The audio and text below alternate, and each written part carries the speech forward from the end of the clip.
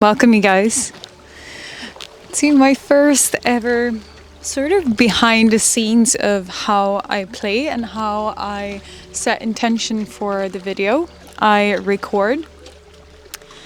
And I guess I would just speak very shortly of how I play and how I set the intention for this certain video. This is one to really connect with elements of nature, and especially the water element, because we're sitting by a very beautiful lake here right behind me, and it's quite windy, so we got the wind, we got the sun, we got the water, and we got the earth, the grounding.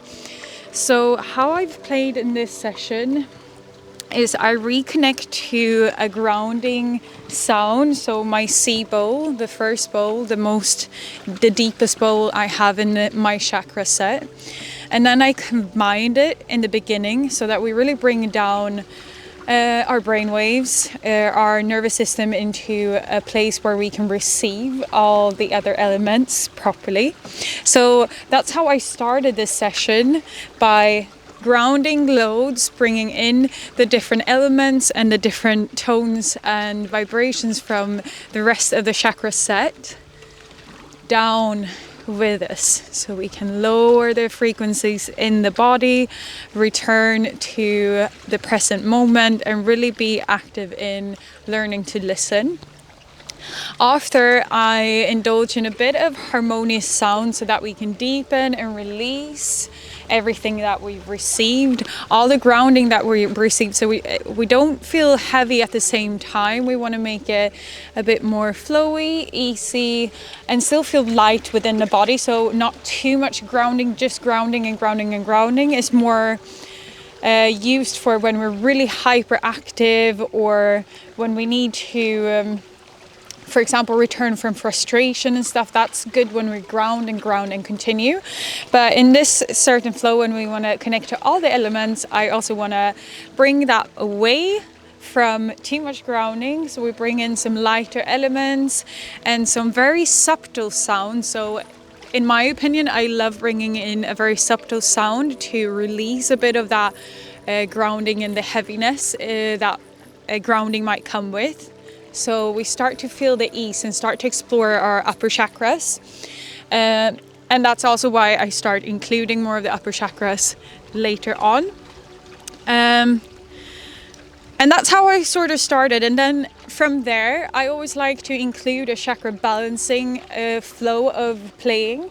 And one of the chakra balancing you can play is going all the way up, going all the way down. You can also alternate. So we go from the C to the B, and then all the way down into the center, into the heart chakra, where we can fully commit and receive everything. And the harmonious sounds I bring in between. So, for example, the little happy drum and the koshi chime. All these other instruments are a great tool to release what we received, so that we can really let that sink into our body. So if we're too attached to too many working like deep sounds and healing sounds, it might get too intense for the body to fully receive it. So that's why most sound practitioners, whatever, they start including harmonious sounds in between, or they start with that so that you can really ease into all the vibrations that you receive. There's loads of ways to build up a class or build up a sound session as well, but this is how I just did this one. I don't know if this will be interesting content, but I do think that you can learn a bit from it, and I'm very excited to tap into this area a bit more, because in the end of the day, I think that is what makes your own sound journey so special, and how you build it up with your own intention. And my intention was to bring in all the flow to the nature around me, and get inspired by it to feel the essence of all different vibrations and receive fully into the body. Let me know if you have any questions, or if you like this video, please give it a little thumbs up, because that will help me loads to know that you're actually enjoying this type of content when I explain instead of actually you just listening. And I hope if you return to this sound healing after, that you can feel it more fully, knowing where the intention was set and how I built up this practice.